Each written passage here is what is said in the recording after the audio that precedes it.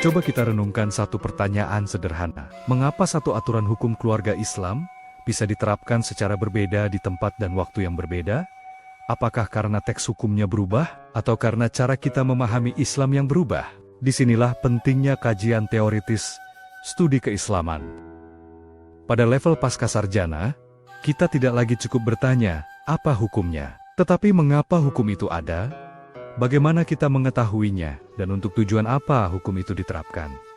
Dalam video ini, kita akan membahas 3 pilar filsafat ilmu epistemologi, ontologi, dan aksiologi serta bagaimana ketiganya menjadi fondasi penting dalam analisis hukum keluarga Islam, HKI.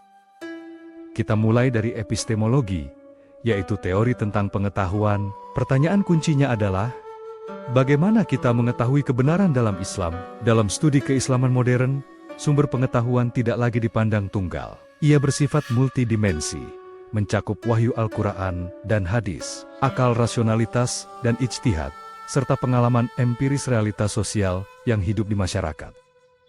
Pendekatan ini menolak cara pandang positivistik yang hanya menempatkan nas sebagai teks statis. Sebaliknya, epistemologi integratif menekankan dialog antara teks dan konteks melalui proses hermeneutika dalam konteks hak. Ini berarti, ayat dan hadis tentang keluarga tidak cukup dibaca secara literal, tetapi harus dipahami tujuannya, yakni mewujudkan maqasid al-syariah kemaslahatan keluarga.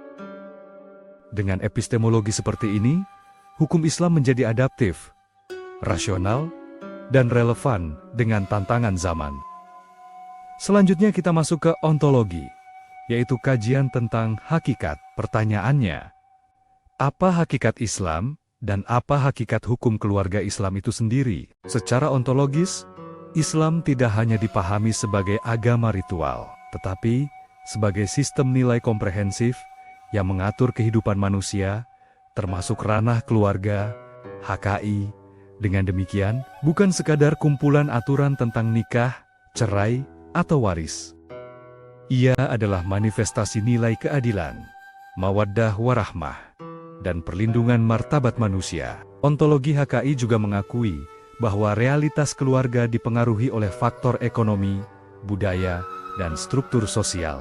Karena itu, mahasiswa didorong untuk melampaui definisi tekstual konsep, seperti wali, nusyus, atau talak, dan menggali apakah praktik yang ada benar-benar mencerminkan tujuan Islam, yaitu keluarga sakinah. Pendekatan ontologis ini membantu kita mendeteksi bias, termasuk bias patriarki, yang mungkin melekat dalam tafsir klasik, namun tidak sejalan dengan nilai keadilan substantif. Dimensi ketiga adalah aksiologi, yaitu teori tentang nilai dan tujuan. Pertanyaannya sederhana, tetapi krusial. Untuk apa HKI diterapkan? Secara aksiologis, tujuan utama HKI adalah terwujudnya kemaslahatan dan keadilan substantif, sebagaimana dirumuskan dalam Maqasid al-Syariah. HKI harus melindungi 5 unsur dasar kehidupan, yang dikenal sebagai Al-Daruriyat al-Khams: agama, jiwa, akal, keturunan, dan harta. Dalam konteks Indonesia, aksiologi HKI tidak bisa dilepaskan dari nilai HAM, keadilan gender, Pancasila, dan Undang-Undang Dasar ke-1945. Disinilah konsep moderasi beragama, wasatiyah, menjadi kompas etis. Setiap produk hukum baik fatwa, putusan hakim, maupun kebijakan harus satu secara normatif, sekaligus implementabel secara sosial, dan kompatibel dengan sistem kebangsaan. Epistemologi, ontologi, dan aksiologi bukanlah 3 konsep yang berdiri sendiri.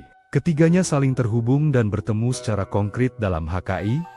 Epistemologi menentukan cara kita menafsirkan hukum. Ontologi memastikan hakikat keadilan keluarga, dan aksiologi mengarahkan tujuan penerapan hukum.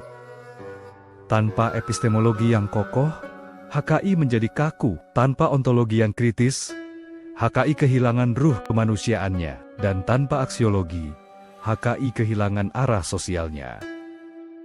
Melalui epistemologi, kita memahami sumber dan metode pengetahuan hukum. Melalui ontologi, kita menggali hakikat keluarga Islami. Dan melalui aksiologi, kita memastikan bahwa HKI benar-benar menghadirkan keadilan dan kemaslahatan.